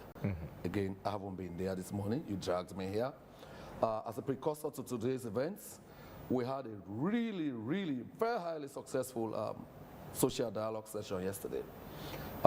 This government is commended around the world for our position on social dialogue. At the International Labour Conference, the 114th last year, the Director General did say Sierra Leone is a model for social dialogue because our delegation had organized labor, employers and governments, you know, paying the courtesy call on him and his leadership team together. Whereas in other countries, it's fragmented. You know, organized labor comes separately because they cannot be in the same room. You know, so this is what we are taking to another level. Since last year, we introduced a situation where we get a full day. You bring all of the tripartite partners into the room, organized labor, employers, and government. Key and critical players in government, the ministries of finance, the trade ministry, all over there that have an impact on the daily welfare of citizens. So issues are raised with them, they clarify them, and many tell me it was a great and wonderful platform yesterday. We also unveiled a new product that will be operationalized in the not too distant future, probably in the next coming months. That had to do with preserving end of benefits, protecting that for employees who give their life and their all while in active service. Because in recent years, we have noticed that some employers, some fly-by-night employers who saw come and go, several others have left. whether they stay or not, they file for bankruptcy, those employees are left hanging to dry. We don't want that to continue. We believe that after years of hard work, dedication, and commitment, people should have their end of service benefits to look after themselves when they are at their most vulnerable stage in life. So many things are happening out there. Yeah. So of course, we're meant to understand that also the increment of the minimum wages is 1,200. But of course, we all understand the economic crisis, the rapid inflation of fuel, you name it, and so on and so forth. So I'd like to know, how can we bridge the gap in the income equality to also ensure a valuable wage for that of the ordinary man? Okay, so first, I'll be the first to say I need a pay rise, probably more than anybody else. We all work so very hard. Society have their own expectations of us. Salaries are low, right? We are paid the lowest form of salaries in West Africa, probably as ministers. I can bet you that. Yeah, we want more salaries. I'll be also the first to admit that things are tough. Life is difficult and challenging for the ordinary man and woman, which is why we put the tripartite and the Joint National Negotiating Committee. We negotiated that rise from 800 to 1,200 over a couple of months. Disagreements here and there. But there's also the ability to pay provision when you do these negotiations. I mean, for me, it's convenient to say, why don't you pay everybody 5,000 loans? Yeah? But bottom line, the ability to pay matters. It's so not, I believe there was a proposed amount before even, there were proposals. There were proposals. To the 1,000, there were proposals. Yeah. The Labour Congress wanted 2,500 loans, but the employers were also in the room, right? They could not afford that.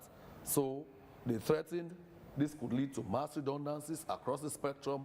So we settled down on 1,200. So, Mrs. Warren, how do but this is just part of a long journey. We are not there yet. But first off, let us appreciate that we have made a move. Yeah, I understand. We'll continue to scale up as and when. How did you reach to that conclusion? What was the process? Was it a situation where probably, example, an institution, this is, how should I say, AYV institution, you probably check their yearly wages or income that they have, and they make a decision as to what they are able to pay our staff or not. How was it done? Okay, so let me tell you how these decisions are reached. Yes, please. They look at the CPI, Consumer Price Index, what a typical bread basket for a home will cost. They look at that kind of amount. It's on that basis that the benchmark salary increases, or inflation and related issues. Yeah. So the Labour Congress came into the room very armed. That was why they asked for what they did. But bottom line, the employer said we cannot afford it. Many of us, particularly small businesses, will go bust. And, instead of solving a problem, you end up exacerbating it. So let us settle for this as and when the economic climate improves, as and when businesses become more profitable. These are our employees. We value them. We cherish their contributions. We'll always come back and make a raise. So that's the understanding. As we wrap up, Mr. Minister, finally, under your stewardship, we've seen, gains made when it comes to legislations and policy. We've seen the Employment Act, we've seen, the work permit, the minimum wage increment also. But at the end of the day, my question is, how are we going to bridge the gap between, the income inequality that we see now and ensure that people have a livable wage for workers right across the board?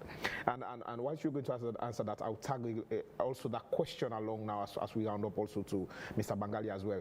At the end of the day, if you make a wage, would that wage be enough to see you enjoy your end of service? So end of service benefits is there's a direct relationship between your earning and your end of service. So any day, I'll push for increased wages for employees. That is not to say I'm not mindful of the fact that there's also the ability to pay provision. We will continue to improve it, hoping that in the medium to long term, we will be able to give people a living wage. Bridging inequality, I'm not sure, but we should be able to give people a living wage, right? But beyond that, because even if we do all of those things, that will still be for the formal sector. A small percentage of our population. Many live in the informal sector. So because of that, right, government is working very hard to introduce extend pension coverage to the informal sector. We are at the penultimate stage of doing that. The bill has gone through Parliament, Cabinet rather. It's now at the draftsman's department in the law officers. Yeah. Once we are done with that, we will be in Parliament and we hope to roll this out at the earliest possibility. His Excellency is very concerned that majority of our people who live in the informal sector do not have any form of income security, any form of protection from vulnerability. So because of that, we are enacting this and we are rolling it out to ensure that we reduce their vulnerability and increase their resilience. So watch out for that in coming days and months. Mr. Bangali, as we close. So like I hear from the minister's words, pensions are income related. Yeah, the two variables we use to determine your pension right is your income and your period of service. So the increment in salaries tells on the dignity of your retirement. That is why, but he also made a very serious point, the availability to pay and to service that salary. If you increase salaries today, good, all of us want it. Like I sit here, I want 100% salary increment. But will I prefer to lose a job or to have a salary increment? If I'm given the choice, I would prefer to stay in the job with what I have, with a steady growth, rather than having 100% salary increments. So yes, income, salary increments are directly related to pensions. Pensions are income related. You cannot expect you having 10,000 per month, I'm having 2,000 per month, we work the same period and we have the same pension. No. What you earn as you are working determines what you carry home as a pensioner. Okay. All right, so lastly, before you go, Mr. Suare, so of course, Edward was here from the Labour Congress.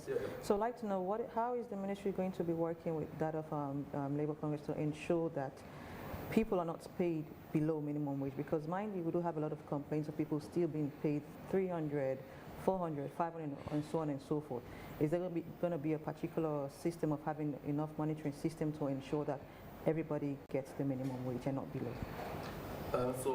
The minimum wage is a consensus, outcome of our negotiations. Yes, yes. We really believe every well-meaning employer should be able to do that. But we also know that even with the best of intentions, people always try to beat the law. So it is in that regard that we are putting more boots on the ground. I'm told in 18 years, His Excellency's government is the one that has approved for the recruitment of about 150 employees in the Ministry of Labour. So we are funding them across the country to ensure that we have boots everywhere where there are employees. That's one.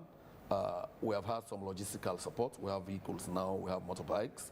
But even with all of that, we're going to require the cooperation of people like you, the media, civil society, and the people who feel they have been shortchanged. They themselves have a contribution to make. If you don't report, we won't know what the situation is. So ask that you report if you are paid below the minimum wage. I mean, it's as simple as that. We don't have a magic wand to know where these infractions are happening, right? For those recurrent cases of complaints in the past, we always keep an eye on them. But we're enjoying that all of you support us, civil society, the media, employers, employees. Once we know, we'll take action. Be sure of that. All right, thank you very much, Mr. Minister, and thank you to Mr. Bangali. I'm afraid this is all we have time for. Let's take a quick commercial break, and then when we come back, we're going to our second segment of the show. More and more people are using Wakeup SIM Copper Plus in their everyday lives. Did you hear that? She just transferred money for her daughter's school fees. And this man just paid for some products. Ah, Mr. Abu, are you sending money to your wife again? Yes, like Wakeup SIM Copper. Ah. Yes, like having money in my pocket. Ah, excellent. Thank you.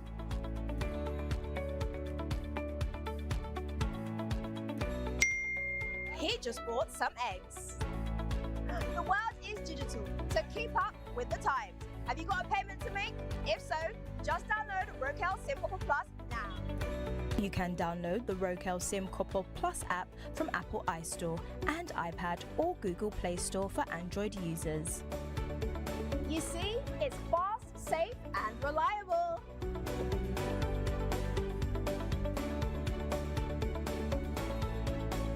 Sorry, Carl, go see some business partners. You didn't give me my money, Michael. Can le fakin sa yon yon me deskampi pou le nou tu indande.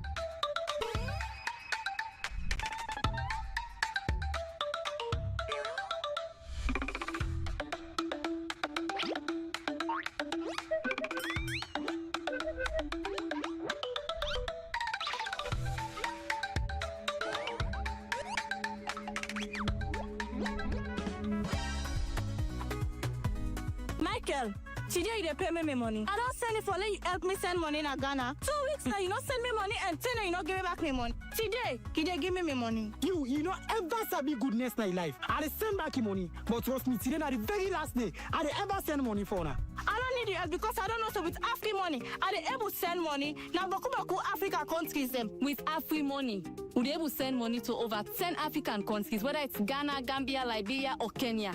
If me party we know this, we know for the party drama right now. Okay, una go regret. I mean, now me not una go regret. The best part right now, Michael, with Afri money, you dey able send money even if you not use app, even if you know the online directly. All you need for do, you just a dial *161#. Pam, your money don't go. So I don't need the help again. Thief man. Thank you. Send money to over 10 African countries instantly with Afri money. No stress, no excuses. Just dial *161*1*6# now. Afri money, quick and easy.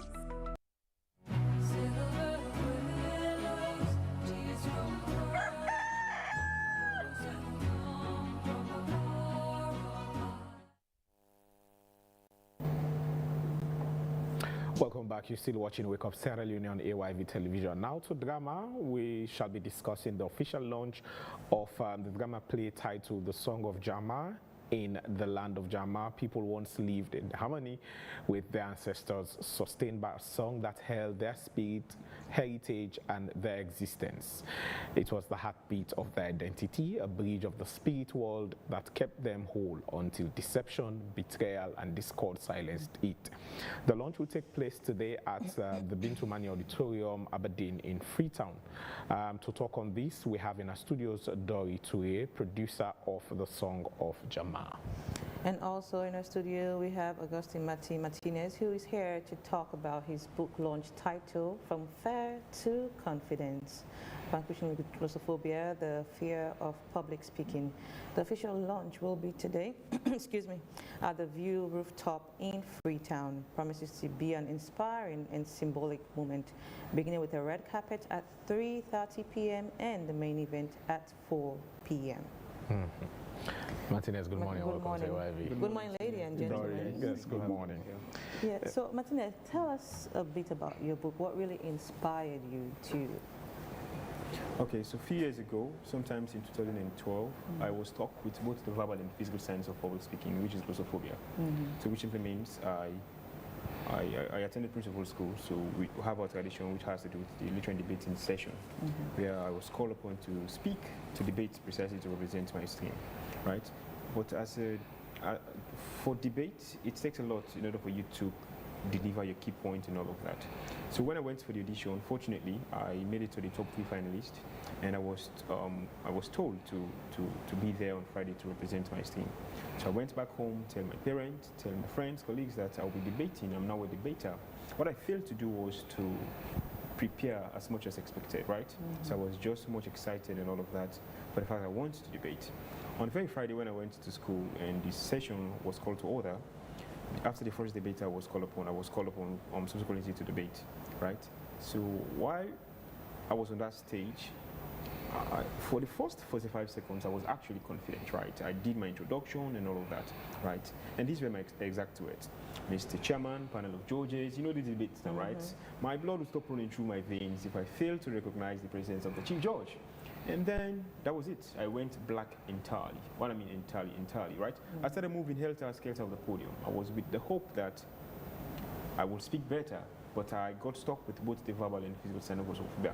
My heart started pounding exponentially, my hands were trembling, I started perspiring a lot more, and I lost the thoughts entirely. So that was how my 7 minutes came to a close, and I took my seat. So friends that I counted on actually while I was on that podium they were laughing at me, bowing at me, calling me names, so on and the likes. And I felt humiliated entirely. I did that for some time, right? the previous week I came back to school, but anything that has to do with public speaking, I refrain myself from it entirely, right? So this is where it all started. It started off from me struggling with the fear of public speaking, and then I took 3 oaths to myself, or made 3 promises, right? The first one was to ensure that I enhance myself in public speaking, as in mastering the skills of public speaking. Then secondly was to ensure that I establish an institution that will help other individuals not to ever face the fear of public speaking again, the fear that I actually went through back then. And the third one was to ensure that I utilize my voice to help other individuals to actually find theirs as well and unleash their hidden potential. So I have been on that run. So sometimes in 2020, I established the Public Speaking Academy, which is the Anti-Glossophobia Academy, which has been in existence for the past 6 years now. And we have impacted about 7,000 individuals, trainings and stuff. And we have over 5,000 testimonies or victory cases, right? So now the book came in because of the fact that now we have an academy. I equally thought of the idea that it must be ideal for a book that I will note my personal journey of how I was able to navigate through the fear of public speaking, how I was able to move from fear to confidence. So all the individuals out there who are struggling with the fear of public speaking can equally have a tap on that and help enhance their public speaking skills. So in as much as we have been conducting a host of public speaking master classes, public speaking training for individuals, school pupils, university students, graduate young professionals, I feel like I cannot be everywhere at the same time. But if someone is having my book, which is both theoretical and practical part, I'm quite sure individuals will be able to defeat the fear of public speaking by just reading my book, because I tried to write this book in a way that you do not need me to be in front of you to enhance the skills of public speaking, because every other chapter entails a practical exercise that you participate in that will help you defeat or enhance your public speaking skills so far. So of course, Martinez, clearly you've shown that you changed a sad moment to making it a success story. So you practically worked on it, which is quite an impressive thing. So what is it that you looking for to ensure that this particular book leaves a certain footprint? What is that specific footprint that you're looking at to ensure that this book lives in everybody's life that reads it? So the honest truth is that since the inception of this course, I have a vision, and the vision is crystal clear. I envision a world where every other individual, whoever encounter with the fear of public speaking is glossophobia unrestricted entirely. By that I mean I want to see individuals having the capacity, having the ability to speak in a more constructive and effective way whenever the need arises, but more particularly in a more constructive and effective way rather than participate in anything that has to do with domesticating violence. So I'd rather have individuals speak about issues in a more constructive way rather than domesticating violence, right? So what I mean by that is that we have a host of individuals with brilliant initiative and ideas, but host of them are unable to speak on these different brilliant initiatives and ideas, and host of them have equally gone down to the grave without actualizing these different dreams, right? But if now my book is here, which I am sure, I'm confident with the fact that with this book, any other individual who have a taste of it will be able to navigate through the fear of public speaking and can, to a very, very large extent, tap into their hidden potentials and become whatever they are looking for to become. Because wherever you find yourself as an individual, with the ability to speak in a more constructive way, nothing is insurmountable to handle and overcome.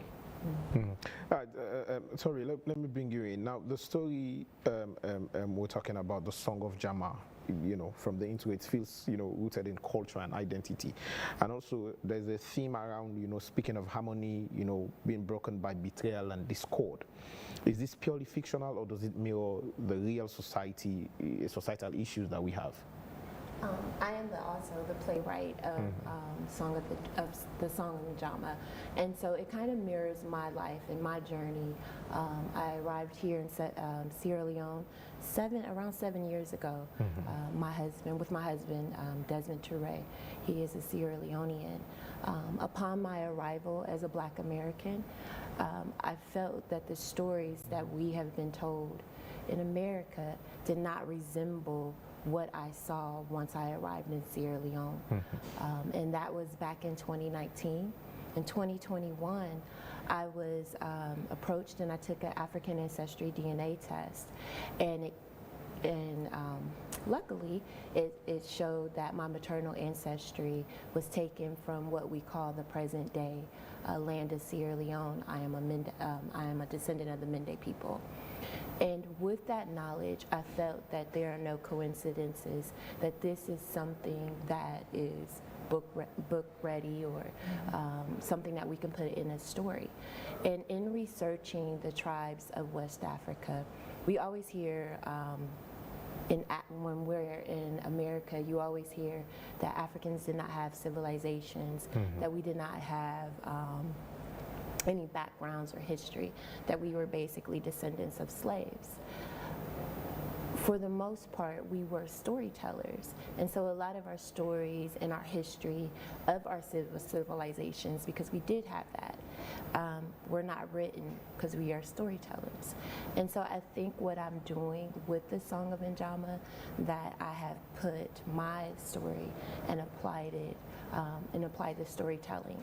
And a lot of people are telling me that this type of live musical, theatrical drama has almost been non-existent in Freetown in a while. Yeah. I have people telling me about the time that they used to do this often, and so yeah, for a very long time, I can vividly remember when I was a boy, they used to take me to plays and dramas, you know, and those are the things we watch. But how do you approach, or how do you blend, you know, spirituality and drama? I'm asking because there seems to be a wave when it comes to, you know, movie production or drama or black production. If you look at, for example, at Sinners, you know, I left the movie with more of, you know, spiritual questions than the vampire theme and all of that. And you look at movies like Woman King and so on, you look and you connect spiritually. Is that what audience will get from this play? I think that the audience, I hope that they will receive a variety of takeaways from the Song of Njama. I hope that they take away how the village was connected and how we depended on each other as a community, and how we woke and rose together. We worked together. We depended upon each other.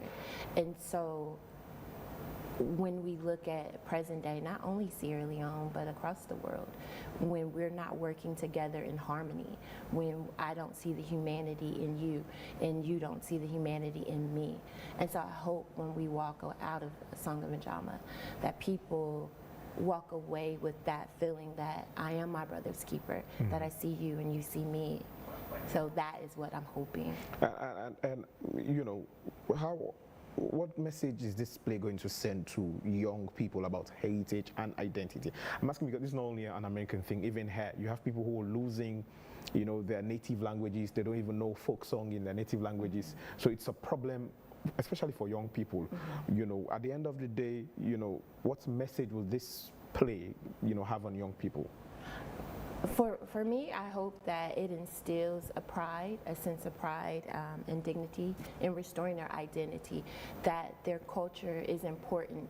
When you, with the Ministry of Tourism, and I'm also connected with that, you see people coming to Sierra Leone to research our tradition, our culture. You can go, I always say, you can see beautiful beaches anywhere, right? But what we have that is unique to Sierra Leone is our culture, and they should embrace it, and they should be proud of it. So many times, people tell us that our culture, it's backwards, that it's that we don't even have culture, right? But we do, and we should embrace it, and the young people should embrace it as well. Okay. So lastly, Martinez, kindly take us through the event for today, the place, time, and also what is it that we should expect from the event? So the event is today at it starts at 3:30, the red carpet, and the main event starts at 4 p.m. So what the rest of the world should anticipate is a very young man who over the years has struggled immensely with the fear of public speaking, and also over the years has found ways in navigating through this fear of public speaking, and has equally over the years helped individuals break through the fear of public speaking, and has equally over the years been working immensely hard to put together his thought, his journey of how he was able enough to navigate through the fear of public speaking, and then present it to the rest of the world as a gift of knowledge. So I am with the hope that anyone who has a copy of this book will be entirely free and break through the fear of public speaking. Because I want to see a world where everyone will be able to speak constructively on issues that are bothering them in their homes, in their workplaces, and every other places. and be able to speak on those issues in a more constructive way. I'm looking forward to seeing young pupils and people rather from university going for job interviews, be able enough to express themselves, to tell the employers or hirers that they earned their degrees diligently and they can equally defend it at every other level. I'm looking forward to seeing young professionals doing exceedingly well at their different professional places, speaking constructively on different things and representing their institutions as well. I'm looking forward to seeing young Sierra Leoneans equally speaking on issues that are bothering them in their different society communities, right? And equally providing solutions towards them rather than going out there and domesticating violence. Thank you very much, Augustine. And Doris, the event free tonight, or shall I pay to get there at Bintu Money? Yes, so we do have tickets. We have very small, the standard tickets are 200 Leones. We have premium, which is 600. We have the gold, which is 400 new Leones. And then we also have a VIP, which is 1,500 Leones. And is there contact if someone wants to get the ticket beforehand?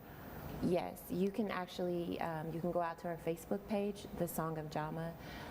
You can also call 232-78-190-515, and they will also be able to handle that request, or you can get them at the gate. What time, please? The time is 7 p.m. Oh, okay. Thank you very much. All right. Thank you very much, Dorian. Thank you, Martinez. Thank you. Is your event also free tonight? No, not free. No, it's not free. Nothing is free. It is 1,000 include the book, of course, the copy of the book. Yeah. All right, and thank you very much, Dorian Martinez. This is all we have time for today here on Wake Up Sierra Leone. We'd like to say many thanks to our sponsor, Wakeup Commercial Bank, for sponsoring the program this morning. Until we meet again for another interesting edition of Wake Up Sierra Leone, I am Bokari Matia. And I am Sonia Jafar. Please stay tuned on AYV as we have other exciting programs coming up. Do enjoy your day. Ta-da.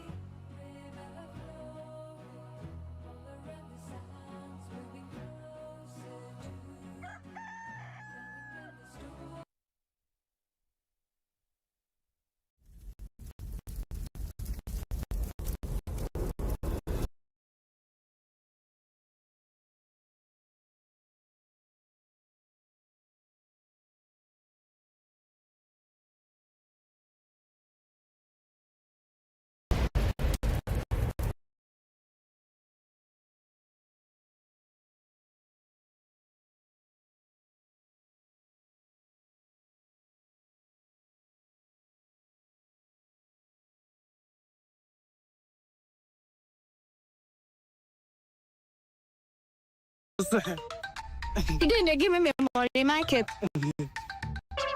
Can if I can say you give me this capital, not to in the